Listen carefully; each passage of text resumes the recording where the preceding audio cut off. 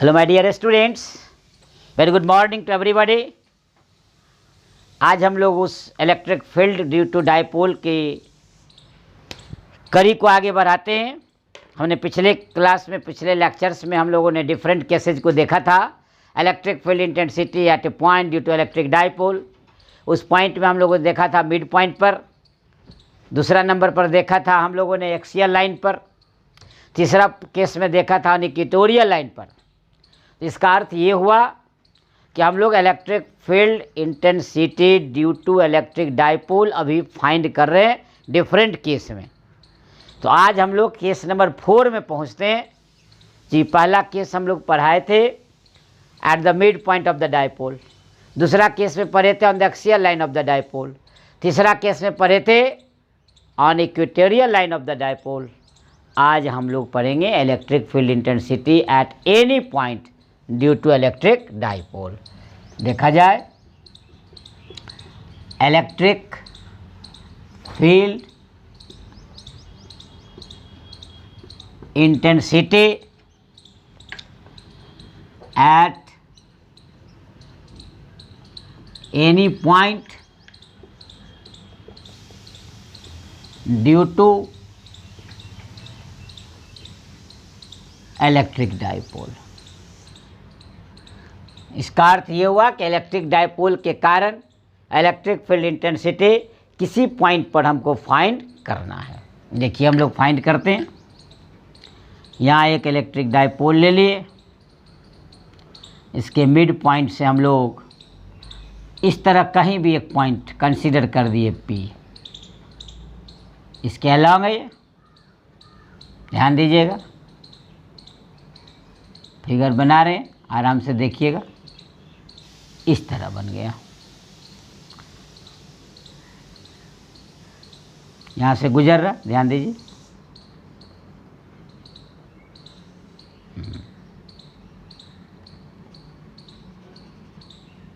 ये आपका minus Q है, ये आपका प्लस क्यू है। डायरेक्शन इसका निगेटिव टू पॉजिटिव होगा। डाइपोल मोमेंट स्मॉल p से लिखते हैं। ये p पॉइंट है और ये डाइपोल मोमेंट है, दोनों p है, लेकिन कंफ्यूज नहीं कीजिएगा।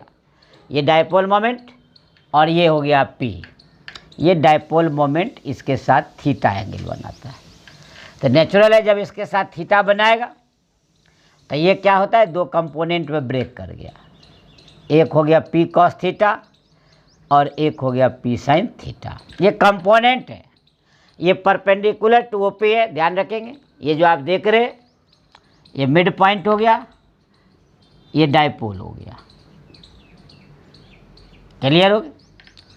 ये जो लाइन देख रहे हैं आप p कॉस थीटा के अलोंग, इसके अलोंग इलेक्ट्रिक फील्ड हम E1 मान लेते हैं। और इसका जो परपेंडिकुलर दिख रहा है आपको, इसको हम E2 मान लेते हैं। तो नेचुरल है, दोनों का रिजल्टेंट ये E हो जाएगा और ये हॉरिजेंटल के साथ अल्फा बनाता है, डायरेक्शन निकालने में काम देगा। देखिए, फिगर बन के रेडी है, कंप्लीट फिगर बन गया। AB is an electric dipole. Dipole में नियम है कि दो चार्जेज होंगे, इक्वल मैग्नीट्यूड के होंगे, अपोजिट नेचर के होंगे, सेपरेटेड बाय सर्टेन डिस्टेंस होंगे। तो हम आपको बता देना चाहते हैं कि ये जो आपका देख रहे हैं A से लेकर के B तक, ये सर्टेन डिस्टेंस 12 है, ये मिडिल पॉइंट है। यहाँ हम मान लेते हैं OP इजिकल टू R। ये जो आप देख रहे हैं ये R डिस्टेंस पर है सेंटर से। पिछले लेक्चर्स में भी हम लोग एक्सियल लाइन लिया था, इक्वेटोरियल लाइन लिया था।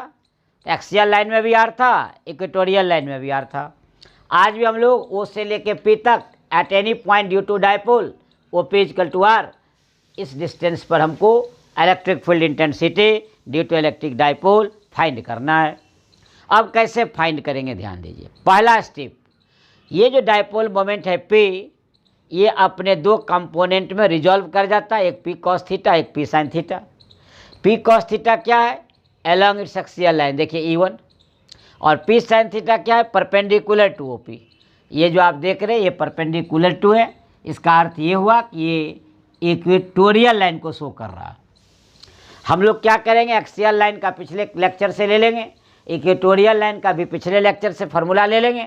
E1 E2 फाइंड करके और दोनों को हम लोग स्क्वायर करके अंडर रूट करके जोड़ देंगे, हमारा वैल्यू इलेक्ट्रिक फील्ड का रिजल्टेंट इलेक्ट्रिक फील्ड निकल जाएगा। बोलने से तो काम चलेगा नहीं, ये तो मैथमेटिकल है, हम लोग राइट डाउन करेंगे तब पता चलेगा कैसे कैसे निकाला जाता है। अब देखिए यहाँ हल्का सा हम लोग सीखते हुए, consider A B is an electric dipole of length 12 and its center is O. Clear? Again, let P be a point at a distance R from center O, where electric field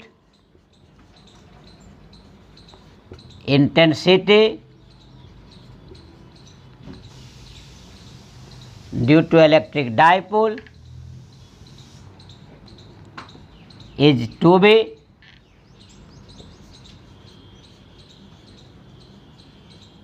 calculated. Clear? अब देखिए A B dipole आप मान लिया यहाँ पर, तो स्वाभाविक बात है एक चार्ज माइनस क्यू एक plus Q, direction of dipole moment क्या होगा, प्लस से माइनस से लेके प्लस की ओर। देखिए हम दिखा दिए डायरेक्शन शो कर दिए, माइनस से लेके प्लस की ओर, फुल स्टॉप लिख देंगे। अब यहाँ हम लोग थोड़ा सा पारा बदलते हुए, therefore the dipole moment P लगा दिए, तो ये एरो लगा दिए तो क्लियर हो गया डाइपोल मोमेंट वेक्टर फॉर्म में। तो dipole moment is resolved into two components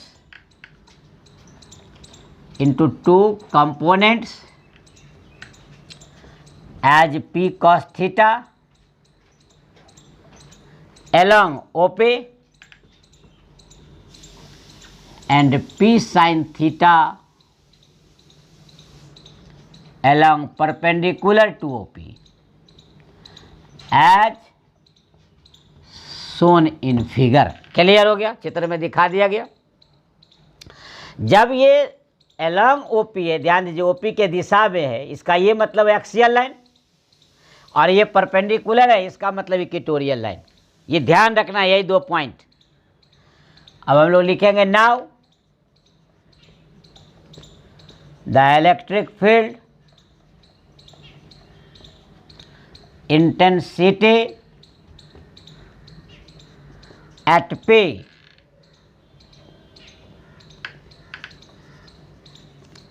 along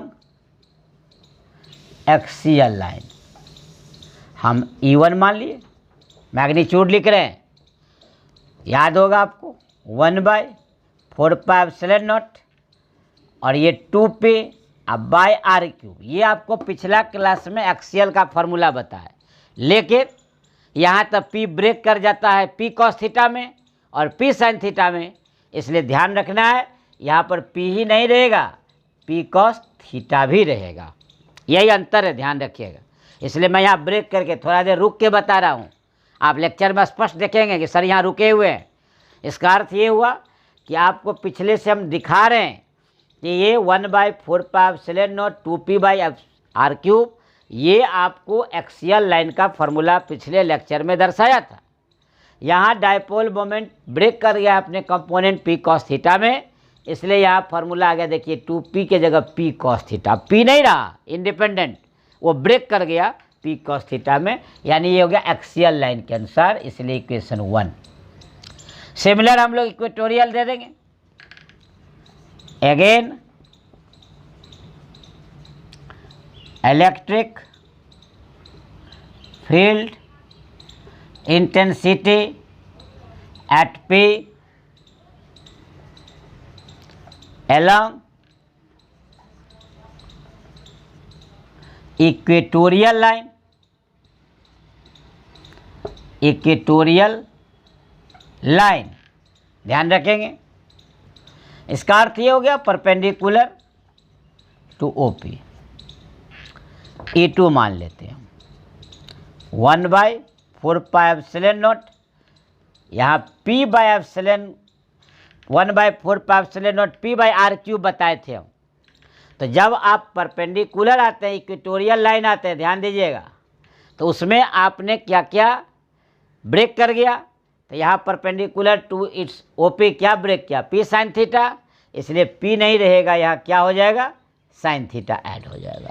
तो ये इक्वेशन 2 हो गया। लाइन को समझिए, लैंग्वेज को, एक्सियल लाइन तो फार्मूला यही रहा, लेकिन डायपोल मोमेंट टूट गया है P cos थीटा में और P sin थीटा में, इसलिए एक बार dipole moment P cos theta है, एक बार P sin थीटा है। ये E1 और E2 निकल गया। जब E1 और E2 निकल गया तो ये देखिए along axial line, along perpendicular, दोनों के बीच रिजल्टेंट बनाने के लिए 90 डिग्री। अब हम लोग ब्रह्मास्त्र लगा देंगे वेक्टर एडिशन से। हम बार बार रिपीट कर रहा हूँ, हर लेक्चर में बता रहा हूँ, जिन विद्यार्थियों को, जिन छात्रों को, जिन लोगों को वेक्टर में प्रॉब्लम है रिजल्टेंट फाइंड करने का, वो मेरे ही चैनल पर वेक्टर एनालिसिस को निकाल कर और वेक्टर एनालिसिस को रीड आउट करें और उसमें रिजल्टेंट निकालने का, कंपोनेंट तोड़ने का, resolution of vector, parallelogram, law of vector addition, पूरे वेक्टर को पढ़िए आराम से, रिलैक्स वे में, समय देकर। आपको नहीं जानते हैं वो बहुत बड़ी बात नहीं है, आपके लिए सुविधा दे गई है, आप उसका फ़ायदा उठाएं और उसको आप पढ़ें। आपको वेक्टर समझ में आ जाएगी, हर चीज़ समझ में आ जाएगा। अब देखिए E1 E2 के बाद इसका हम लोग रिजल्टेंट निकालते हैं। अब आपको रिजल्टेंट निकालने के लिए कोई अलग से फार्मूला नहीं, आराम से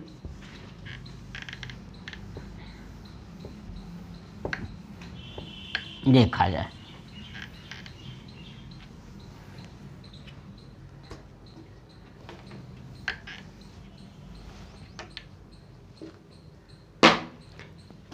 देखिए नाउ या therefore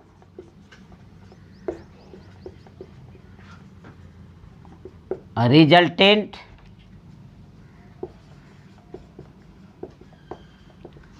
electric field intensity at P due to electric dipole. देखिए E=, सब मैग्नीट्यूड निकाल रहे हैं हम लोग, E1 square plus E2 square का under root, equation number 3।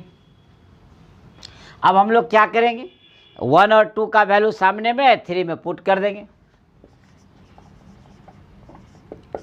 Putting the value of equation 1 and 2 in equation 3 E=, देखिए E1 का भर दीजिए 1/4πε0 2P cos θ/r³ इसका स्क्वायर, और E=, ये देख लीजिए P sin θ/r³ इसका स्क्वायर हो गया। अब जो कॉमन बाहर आने वाला है बाहर निकाल लिया जाए। देखिए P इसमें है 4πε0 r³, देखिए बाहर आने वाला है, बाहर कर लिए, P/4πε0 r³ बाहर हो गया। अंडर में क्या हो गया, 2 cos θ यानी 4 cos स्क्वायर थीटा, और ये हो गया साइन स्क्वायर थीटा। P/, ध्यान से देखेंगे, ये आपका P/, तो साफ दिखना चाहिए आप, 4πε0 r³। इस अंडर रूट को हम लोग ब्रेक कर सकते हैं, 3 cos square theta plus cos square theta और plus sine square theta. Trigonometry से पहले से जानते हैं cos square theta plus sine square theta 1, तो इतना दूर तो 1 हो गया, तो 1 + 3 cos square theta. Final touch में आ गया, मैग्नीट्यूड निकल गया, P/4πε0 r³ देखिए इतना दूर कॉमन। अब ये देखिए 1 + 3 cos स्क्वायर थीटा, ये आपका magnitude of electric field intensity निकल गया at any point due to dipole, equation number 4। P/4πε0 r³ 1 + 3 cos square theta आपको दिख रहा होगा। अब ये बात उठती है कि इलेक्ट्रिक फील्ड का मैग्नीट्यूड निकालें हम। ये क्या निकला, ये ध्यान रखिएगा, ये मैग्नीट्यूड निकला, ये मैग्नीट्यूड निकला। हमको डायरेक्शन भी चाहिए, हम लोग डायरेक्शन निकाल देंगे। देखिए हम लोग डायरेक्शन निकाल देंगे। डायरेक्शन निकालने के लिए पहले से ज्ञान है वेक्टर का, स्लोप निकालेंगे। स्लोप निकालने का भी ज्ञान है पहले से, tan थीटा निकालेंगे। tan थीटा का फॉर्मूला ट्रिगोनोमेट्री से P/B होता है, परपेंडिकुलर बाय बेस। लगा देंगे। देखिए for direction if electric field E makes an angle alpha, figure आपके पास है, आप फिगर को देखेंगे, with axial line that is E1। देखिए E1 के साथ अल्फा बनाता है, देन tan alpha equal to E2/E1। अब आपके पास E2 और E1 का मान पहले से है, आप उसको पुट कर देंगे। Putting the value of equation 1 और 2 in 5। 1 और 2 में आप E1 और E2 निकाले हुए हैं, भर दीजिए। देखिए tan अल्फा, E2 के जगह आप निकाले हुए हैं P sin theta by 4πε0 r³। E1 के जगह उलट देंगे हम लोग, 4πε0 r³ 2p cos थीटा। देखिए आराम से ये कैंसिल आउट हो रहा है, आराम से ये P से P कैंसिल आउट हो रहा है, तो बच गया क्या, tan alpha is equal to half of sine by cos tan, तो tan alpha is equal to half of tan theta. अब आप आराम से अल्फा निकाल सकते हैं, tan inverse half tan theta. This is the direction for electric field intensity at a point due to dipole. हम उम्मीद करते हैं कि आपको समझ में ज़रूर आई होगी बात कि हम कैसे इसको निकालें। Electric field intensity at a point due to electric dipole का मैग्नीट्यूड है और उसका डायरेक्शन है। उम्मीद करते हैं कि आपको ये समझ में ज़रूर बात आई होगी। तो हम ऐसा करते हैं कि अब थोड़ा सा इस पर एक सवाल देख लेते हैं कि इलेक्ट्रिक फील्ड जो एक्सियल लाइन निकाले थे और हम लोग इक्वेटोरियल लाइन निकाले थे, उस पर एक सवाल देख लेते हैं। देखिए सैम्पल प्रॉब्लम हम लोग जो बता रहे थे अभी कि पिछले लेक्चर्स में हमने बताया था electric field intensity due to electric dipole. आज भी हमने लेक्चर दिया था electric field intensity due to dipole. तो अब सैम्पल प्रॉब्लम 1 और 2 पर जब नज़र डालेंगे तो आपको क्लियर कंसेप्ट हो जाएगा, जो भी आपको अधूरा कंसेप्ट था वो पूरा हो जाएगा। जैसे देखिए 2 charges +-40 microcoulomb are held 1 centimetre apart. हम लोग क्या करेंगे, 2 चार्ज को 1 सेंटीमीटर के दूरी से अलग कर देंगे। सॉल्यूशन नंबर 1, देखिए ये आपका चार्ज हो गया, ध्यान से देखिए, यहाँ हो गया -40 माइक्रोकूलम और यहाँ हो गया +40 माइक्रोकूलम। दोनों के बीच की दूरी कितनी है, 1 सेंटीमीटर। इसका मतलब यहाँ से यहाँ तक डिस्टेंस हो गया 1 सेंटीमीटर।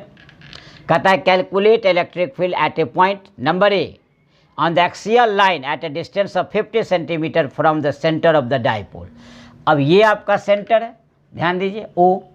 यहाँ से इसी लाइन पर हमने बताया था कि एक P पॉइंट मान लेंगे और यहाँ से यहाँ तक का डिस्टेंस R बराबर दे दिया आपको 50 सेंटीमीटर। कह रहा है कि from the centre of the dipole, आपको निकालना है और यही इक्वेटोरियल लाइन पर भी पूछ रहा है। तो पहले ए सॉल्व करें। ये आपका ए हो गया, ये क्या हो गया, एक्सियल लाइन। ये आपका ए में क्या हो गया, एक्सियल लाइन, इसके अलॉन्ग हम लोग ला रहे हैं। क्लियर है, एक्सियल लाइन बता रहा है, देखिए साफ लिखा हुआ है एक्सियल लाइन।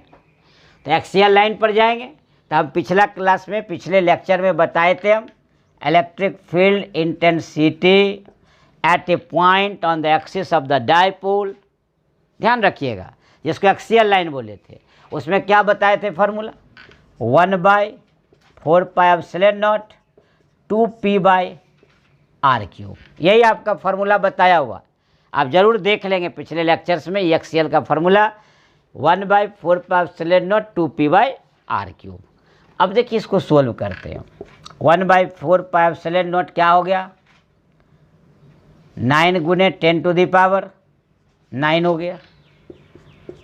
P कहाँ से लाएंगे, तो P बराबर पहले बता चुके हैं dipole moment either of charge multiplied by dipole length. तो जो P के जगह पर हो जाएगा Q × 12 और डिवाइडेड बाय r³। r देखिए यहाँ से यहाँ तक डिस्टेंस दिया हुआ है 50 सेंटीमीटर, तो 50 को मीटर बना लेंगे। तो सेंटीमीटर को मीटर बनाने के लिए पहले से पता है आपको 10⁻⁻2 से मल्टीप्लाई कर देंगे, क्यूब है तो क्यूब हो गया।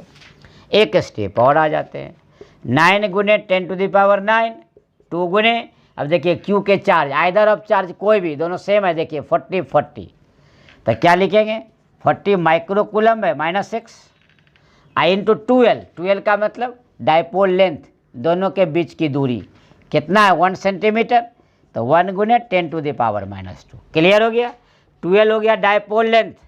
ये याद रखिएगा, ये P का फॉर्मूला होता है Q × 12 मैग्नीट्यूड में।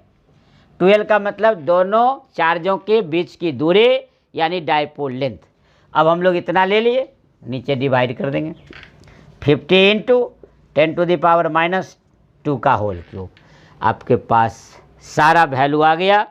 अब आपको हम जनरली रूप से इसको हम लोग सिंप्लीफाई कर लेंगे और जितना आएगा इलेक्ट्रिक फील्ड आ जाएगा। इलेक्ट्रिक फील्ड का यूनिट हम पहले से बताए हुए हैं न्यूटन पर कूलम, तो ये हम लोग यूज कर लेंगे, हमारा आंसर हो गया। अब देखिए आपको सिंप्लीफाई करने का आसान तरीका, देखिए 6 को 2 से ऐड कर देंगे, 8 हो जाएगा माइनस में, ये देखिए प्लस में, एक खुद 0 ऐड हो जाएगा, यानी जनरल। अब आप 12 में हैं, इतना बड़ा बड़ा चीज़ बनाते हैं, जनरल सिंप्लीफाई करना आपका काम है। आप कुछ आप चलिए, कुछ हम चलेंगे, मंजिल नज़दीक से नहीं और नज़दीक आ जाएगी, हम लोगों को दूर का मंजिल पास आ जाएगा। अब देखिए ए बन गया। अब बी देखिए क्या, equatorial line at A distance, या तो डायरेक्ट इक्वेटोरियल लाइन का फार्मूला भरेंगे जो आप पहले से जानते हैं, और नहीं तो नोट करके लिखाए थे हम, ध्यान देने योग्य बातें। देखिए बी नंबर हम ई इक्वेटोरियल में लिखा दिए थे, सेम सवाल के लिए, सेम वैल्यू के लिए EXL/2। चूँकि यहाँ वैल्यू बदल नहीं रहे, चार्ज बदल नहीं रहे, डिस्टेंस बदल नहीं रहे, इसीलिए यहाँ वह फार्मूला लागू हो सकता है कि जो इक्वेटोरियल लाए उसका हम लोग एक्सियल निकालना है, एक्सियल लाए इक्वेटोरियल निकालना है, इक्वेटोरियल EXL का आधा, यानी जितना ये वैल्यू आया उसका हम लोग क्या करेंगे, ये आधा कर देंगे। तो ये वैल्यू जितना आया उसी वैल्यू को यहाँ पुट कर देंगे, तो नेचुरली है कि हमको इक्वेटोरियल का वैल्यू आ जाएगा। क्लियर है, EXL सामने आया। यदि आप कहते हैं कि हमको यही नहीं निकालना हो, मान लेते ए निकालने देता ही नहीं, डायरेक्ट बी ही पूछता, तब कहाँ से ए लाते, तो बी का फार्मूला भर देते, तब इक्वेटोरियल का तो फार्मूला आता ही होगा।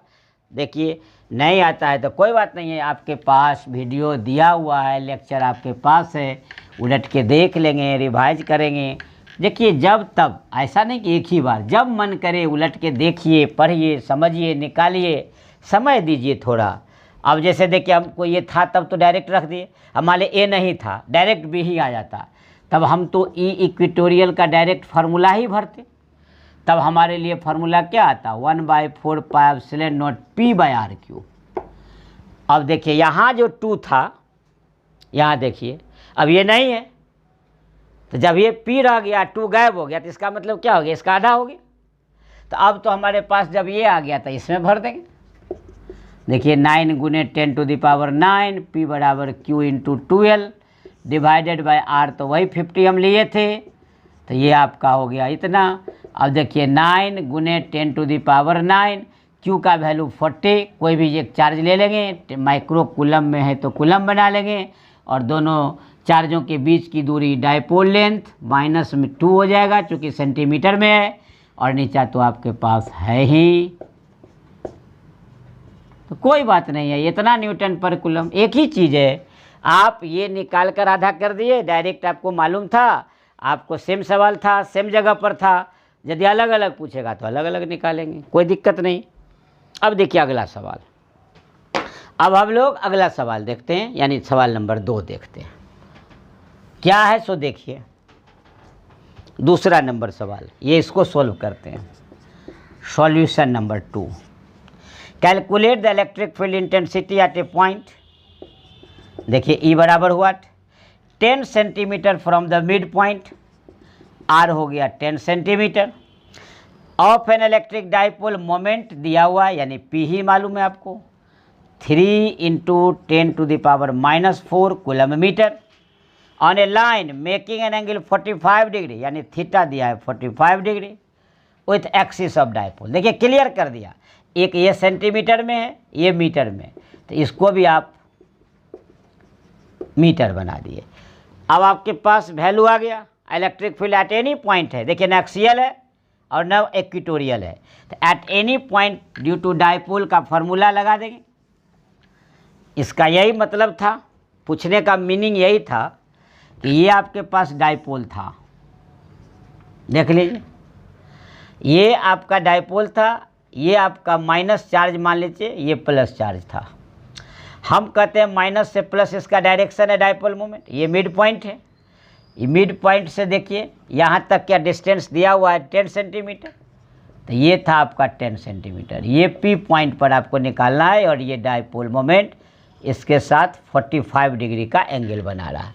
तो ये आपका थीटा दिया, ये डिस्टेंस दिया, ये डाइपोल का जो चार्ज है वो दे दिया, हमको निकालना है। तो चूँकि न्यूमेरिकल बना रहे हैं तो डायरेक्ट फार्मूला यूज कर देंगे। तो we know that electric field intensity at any point due to electric dipole. अब देखिए क्या निकला हुआ, E बराबर P/4πε0 R³ 1 + 3 cos², यही आप मैग्नीट्यूड निकाले हुए। आज आपको हम अभी जो लेक्चर में पढ़ाए हैं यही आपको पढ़ाया है।